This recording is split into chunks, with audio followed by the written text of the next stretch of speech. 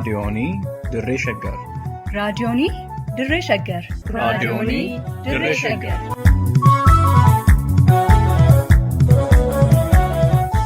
raadiyoonii Dirree Shaggar.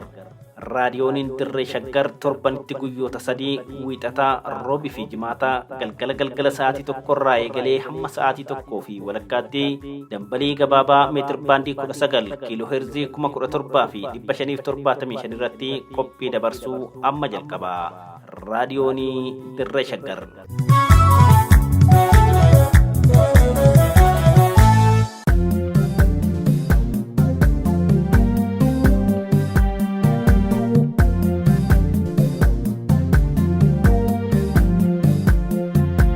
Seenaa fi seexaa sagantaa kanaan gootota Oromoo yaadanna.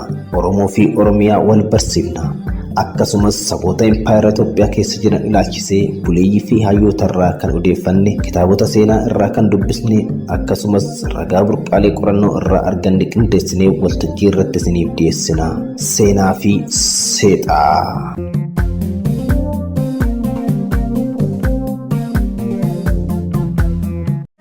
Kottu shaggar shallalaa hollee ni jarsa gooroo bullaa gooka boolee wal wajjin dhugnee bifni foolii walullaa. Kottu shaggar shallalaa hollee ni jarsa gooroo bullaa gooka boolee wal wajjin dhugnee bifni foolii walullaa. Seenaa hortee Oromoo magaalaa Finfinnee fi seenaa hundeeffama magaalaa Finfinnee. Dhaggeeffattoota sagantaa seenaaf seexaa ashamaa harka fuunee akkam jirtu. Qophii keenya har'aatiin waa'ee hundeeffama Finfinnee fi gosoota Oromoo otoo ijaaramni Finfinnee hin buqqisin lafa magaalaan guddittiin Impaayera Itoophiyaa irra qubattee jirtu ilaalla. Haga xumuraatti nu waliin tura.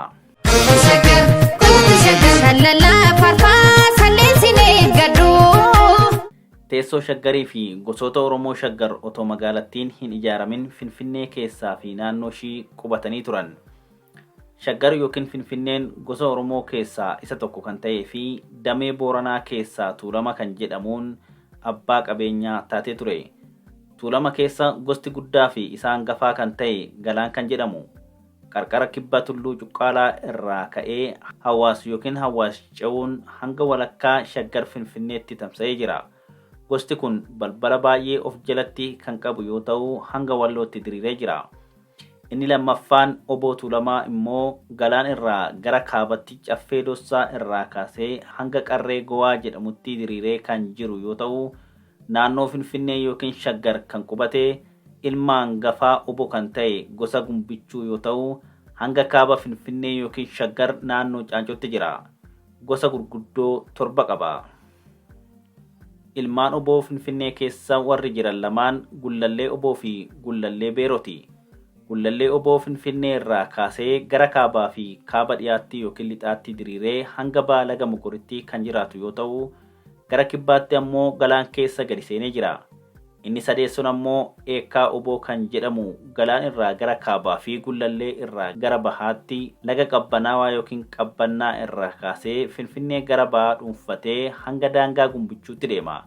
Innis ilmaa 3 qaba. Lafti Shaggar yookiin Finfinnee jedhamu kun bara Minilik Oromoo irraa fudhatamuunsaa beekamaadha. Jalqaba qubsuma waraanaa fi maatii nafxanyootaa ta'uun booda gara magaalaa guddittii Impaayerattiitti jijjiiramte. Oromoonis bakka kanarraa buqqifamee gara kutaa adda addaatti faca'uu fi gosoota naannoo sana jiranitti makamuuf dirqame. Finfinnee yookiin Shaggar bittaa nafxanyaa jalatti kufuu ishiitiin Oromoon waa hedduu gaaga'ame. Uummanni tokko biyya ilmaan qabeenya kan uumamaa yookiin kan ofii horate waan argee waan dhaga'e walumaa galatti waan naannoo isaa jiruu fi jira jedhee amanu hundaaf maqaa moggaasa. Akkaataan moggaasa maqaa kun waa'ee uummatichaa waan agarsiisu qaba. Fakkeenyaaf Oromtichi tokko ilma isaatiin Galgaloo yoo jedhu waan jechuuf hidhate qaba. Mucichi gara galgalaa dhalachuusaa yookiin abbichi dhala kanaa kan argate umurii gara dullumaa keessa ta'uu yookaan ilmi dhalate kun bara dullumaatti abdii kiyya jedhee yaadee ta'uu mala. Warri intala isaanii gaaddise yoo jedhan akkuma kana waan jechuu barbaadan qabu. Gaaddisa da'oo abdii dhala isaaniirraa qaban mul'isuuf jedhaniiti. Oromdurii yoo waa moggaasu ergaa dabarsu qaba. Isa dhufutti waan agarsiisu waan dhaammatutu jira. Maqaa baasee ittiin ergaa dabarfata. Biyya isaa keessaa naannoo tokkoof yoo maqaa baasu akkaataa faana Oromummaa agarsiisutti haala foolii Oromoo urgaa'uuni. Fakkeenyaaf maqaa Gullallee jedhamee beekamu yoo ilaalle biyya Oromoo ta'uu agarsiisa. Faana Oromoo mul'isa. Gullallee jechuun gosa Oromoo keessaa isa tokko waan ta'eefi. Oromoon gaafa biyya isaa dhabu waa hedduu dhabe. Dhala isaa maqaa ofii barbaade kan fedhii isaa guutuu ilaalcha isaa calanqisiisuu abdii fi hawwii isaa mul'isuun moggaasee waammachuu dhoowwame.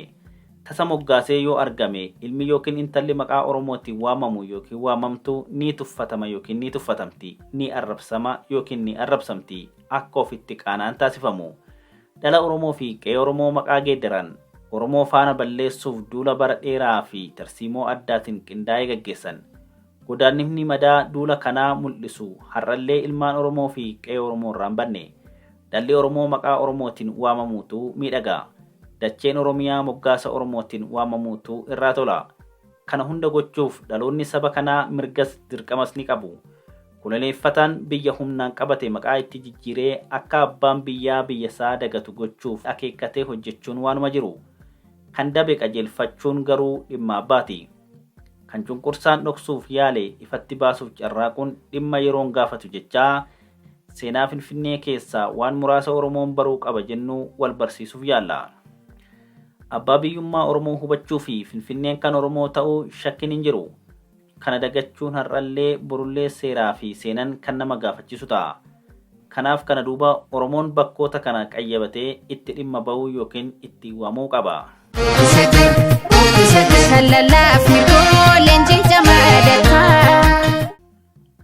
Finfinneen qaama Oromiyaa akkuma taate hunda bulchiinsa Oromiyaa jala turte.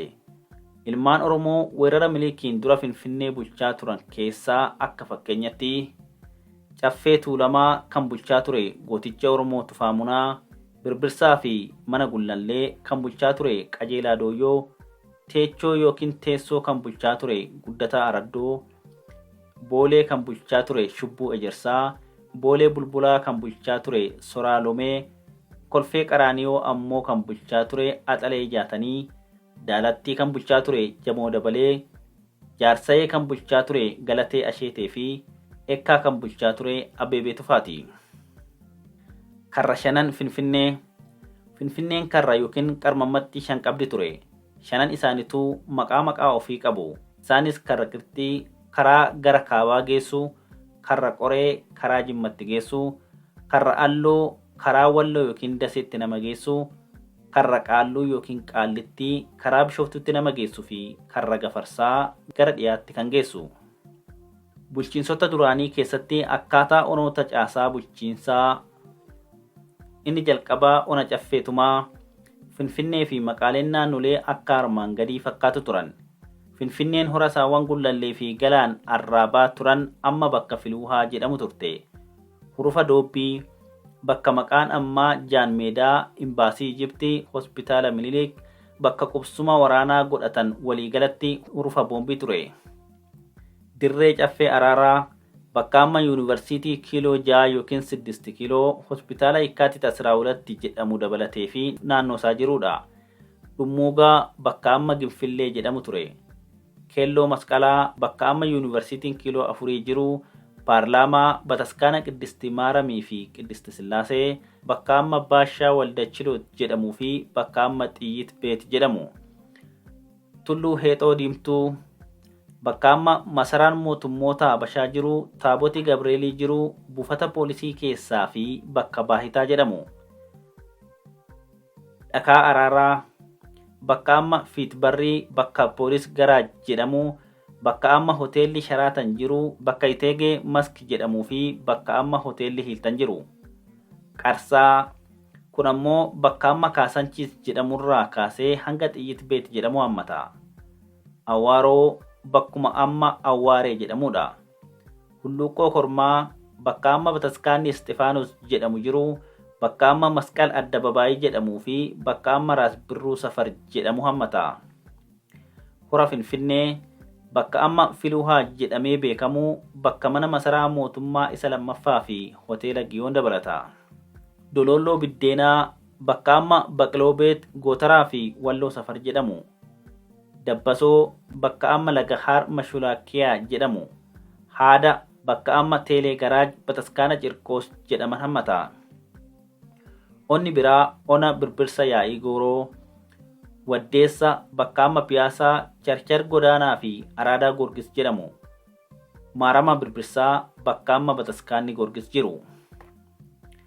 Ona Qarsaa Hurufa Raaree bakka amma buufati konkolaataa dhaabbatu bakka amma Raas Ganamee Safar jedhamuu fi Aaddisuu Mikaa'el jedhamu dabalata.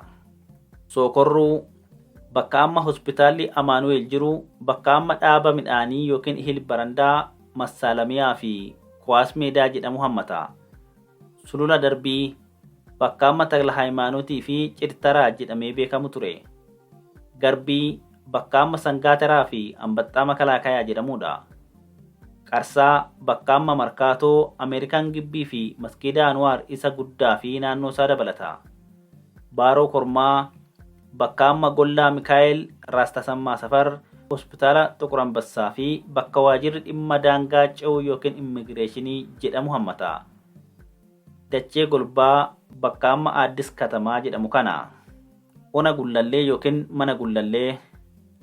Adaamii bakka amma Bataskaanni Rufaayil jedhamu jiru Sameen Mazzagaajjaa fi Sameen Tootaal jedhamanii fi naannoo ishii hammata. Diddiimtuu bakka amma Shogolee jedhamee beekamu hammata. Qaallee bakka amma Askoo jedhamu. Fiichee bakka amma Dahannoo Xaaliyaan yookiin Xaaliyaan Mishig jedhamu. Kattaa ammas Kattaa jedhama. Burraayuu bakka amma Burraayuu fi Gafarsa jedhamu. Harbuu Irreechaa bakka amma Raasayiluu Safar jedhamu. Onni biraa Onaa Bichuuti. Burqaa Ejeree bakka amma Inxooxxoo Kidaanamirat jedhamuu fi bakka amma Imbaasiin Faransaay irra qubatee fi naannoo isaa. Baddaa Ejersaa bakka amma Iyyesuus Raaskaasaa Safar jedhamu. Hurruma bakka amma Imbaasiin Faransaay Xaaliyaanii fi Bataskaanni Abboo jedhamu jiru hammata. Ona Xiixaa yookiin Inxooxxoo Haxxee Laalii bakka amma Shiroo Meedaa fi Inxooxxoo Maariyaamiin jiranii fi naannoo isaa hammata. Mujjaa bakka amma Shiroo Meedaan jiru keessattuu itti waamama. Waayyuu bakka amma Qacanee Madaaniyaalam jedhamu jiru. Karaa Qorxii bakka amma Balaay Zallaqaa Mangad jedhamuu fi Sameen Barri jedhamu hammata. Ona Eekkaa Burqaa Qorichaa bakka amma Yakkaa Mikaa'el Xabal Laga Qabbannaa fi Laga Daadhii jiran dabalata. Karaa Alloo Riqichaa bakka amma Imbaasiin Ingilizii, Imbaasiin Jarmanii fi Imbaasiin Raashiyaa jiran dabalata. Harbuu bakka amma Gurdi Shoolaa jedhamudha. Kotobee ammas Kotobee jedhama. Dooqa Booraa bakka amma Haayaa Ulatti Mazooriyaa jedhamu dabalata. Ona Boolee Garjii ammas Garjiidhumaan beekama. Bulbulaa ammas Bulbulaadhaan beekama. Warra Ganuu ammalleen Warra Ganuu jedhamuun beekama. Ona Teechoo yookiin Teessoo Golboo bakka amma Maarqoos Warshaa Qadaaddii yookiin Qorqii, Qaallittii, Qeeraa, Goofaa jedhaman hammata.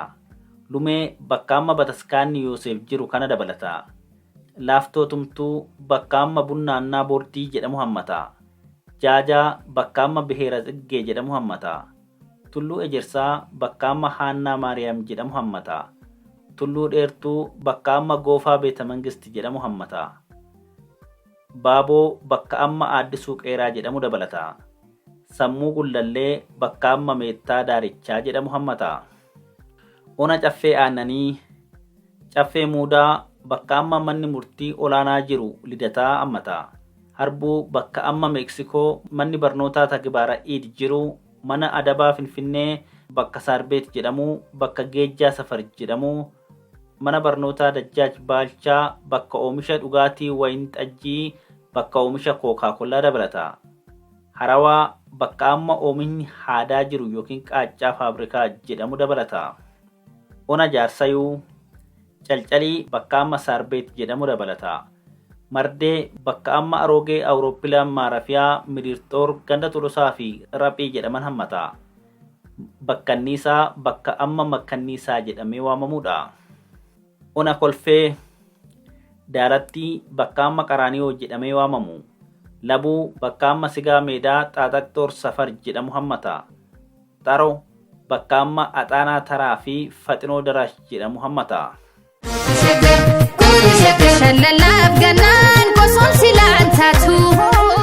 Egaa lafti Oromoo Finfinneen ammaa kun kan dura ona adda addaa jalatti maqaa adda addaatiin waamamutu bara Minilik biyya Oromoo dhufee weerare maqaa nafxanyaan itti moggaase adda addaatiin waamamuu jalqabde malee lafti martuu maqaa Oromoo qabaataa ture. Babal'inni Finfinnee kan yeroo tokkoon ta'ee miti. Sirnoota Habashaa dhufanii darban keessa kan Oromoon dhawaataan buqqa'aa deeme. Bittaa sirna Minilikitti fufee kan dhufe sirna Haayila Sillaaseeti. Bara Haayila Sillaasee shaggar babal'achaa deemuun Oromoota buqqisee godaansisuu itti fufe. Fakkeenyaaf bakki Gootaraa jedhamuu fi faabrikaan simintoo ture sun bosona dukkanaawaa fi leenci kan keessaa baroodu akka ture jaarsoleen dubbataa turan. Baruma bittaa Haayila Sillaasee kana naannoon Finfinnee kun Mannaagashaa Awuraajjaa jedhama. Finfinneen kantiiban haa bultu malee Awuraajjaa kana jala turte. Awuraajjichis akkuma qaama Finfinneetti ilaalama ture. Babal'ifannaan mootota Habashaa bara Dargees itti fufuun sirumaa babal'inni magaalaa Finfinnee hanga kiiloomeetira 125 ta'a jedhamee odeeffamaa ture. Oromoota buqqisuun bara Dargees itti fufee ture. Dabalataanis shaggar karaa kibba dhiyaatiin Jaan Bachootiin daangeffama. Kana jechuun warra Finfinnee yookiin shaggar keessaa gadi dhiibamanii naannoo Sabbataa fi naannoo Furii turan dabalatee jechuudha. Jaan Bachoo jechuun ilmaan jahan Bachoo Tuulamaa Horee jechuudha. Fakkeenya Meettaa, Subbaa Sadeenii fi kan kana fakkaatan. Bara wayyaanee buqqifamuun Oromoo itti hammaate. Sababni isaa ammoo misooma maqaa jedhuun maallaqa gurgurtaa lafaarraa argamu waan barbaadaniif warra qabeenya qabanitti lafa maqaa liizii jedhuun hanga waggaa 99tti kontiraatan gurguruuf waan ta'eefi. Karoorri wayyaanee Ammistamat Pilaan jedhu inni jalqabaa ganda qonnaan bulaa Oromoo naannoo Shaggar 27 Finfinneetti dabaluuf karoorfatee ture. Karoorri waggaa 5 inni lammaffaan ammoo gara onaatti yookiin waradaaleetti ce'ee karoorfate. Karoorri waggaa 5 inni sadaffaan ammoo gara zoonitti ce'ee gara ona yookiin waradaalee 6 Finfinneetti dabalee ture. Amma lafti zoonii kana keessaa gurguramee Oromoon buqqa'ee dhumee jennaan maqaa zoonii addaa jedhu irraa haqanii qaama Finfinnee taasisuun karoora waggaa 5 isa itti aanu qopheeffachuuf ture. Kanaaf karoorri waggaa 5 wayyaanee inni itti aanu kan karoorfamu zoonii addaarraa gara kutaa addaa jedhamutti ce'uu ture. Kunis isa duraan Sho'aa yookiin Shawaa jedhu sana gara Finfinneetti karoorsuuf kan tilmaamame fakkaata. Kun egaa adeemsa keessa mirkanaa'uuf ture. Amma hoo Finfinneen Oromoo buqqisuu dhaabdee jirti. Deebisaa dhaggeeffattootaaf dhiifnaa xumurree. Maddi barreeffama kanaa weebsaayitii Oromoo Post jedhu yoo ta'u kan maxxanfame ammoo fulbaana 3 bara 2018 ture. Nutis akka qophii kanaaf ta'utti mijeessine. Kan qopheesse Duubee Wayyeessaa kan isiniif dhiyeesse immoo ani Gurmeechaa Gammachuuti. Horaa deebanaa.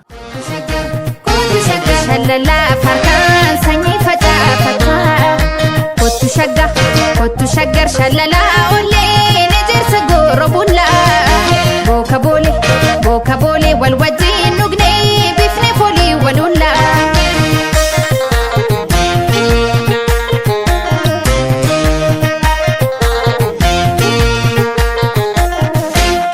Gullallee araddaa koo nafseenaa dhaloota qubee anisiif gurra laannaan jilba baannaan goomattuu garaa ishee gubee loowwan kee sirraa dhumus hurruma mukkeen gaara sanii lo'itii natti kottu qe'een keenya daandii shanii siisaamtee hin beekneen safuu yaa safuu siisaamtee hin beekneen safuu geensatu hin naanne lafaa garaan koo si yaadee nafu deemagan si yaadee nafu gullallee koo jidduu lafaa siisaamtee hin beekneen safuu yaa safuu siisaamtee hin beekneen safuu geensatu hin naanne lafaa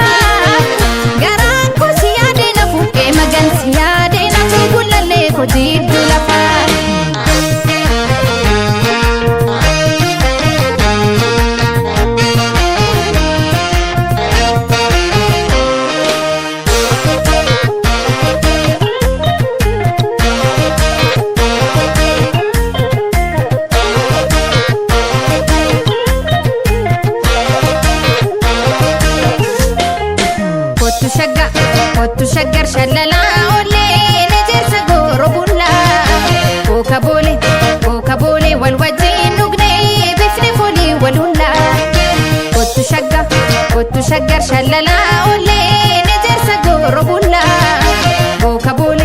boka bole wal wajin nugne bifne foli walulla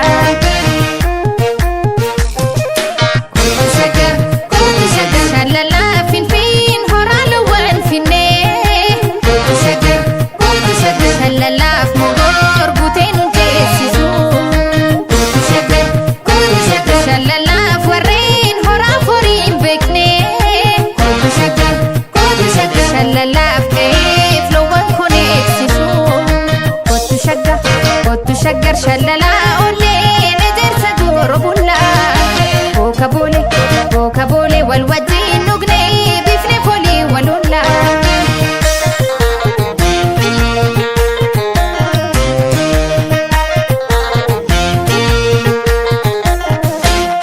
gulalle aradako nafsena dalota kube anisif gurra lannan jilba bannan gomattu garaa shee gube loowwan kee sirraa dhumus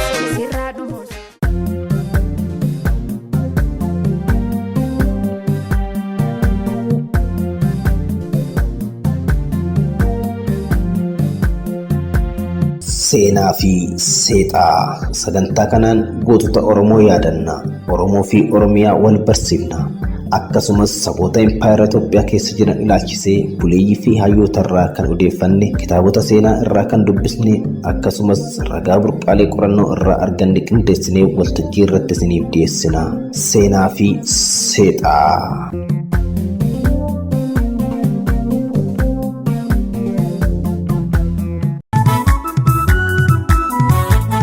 Raadiyoonii Dirree Shaggar.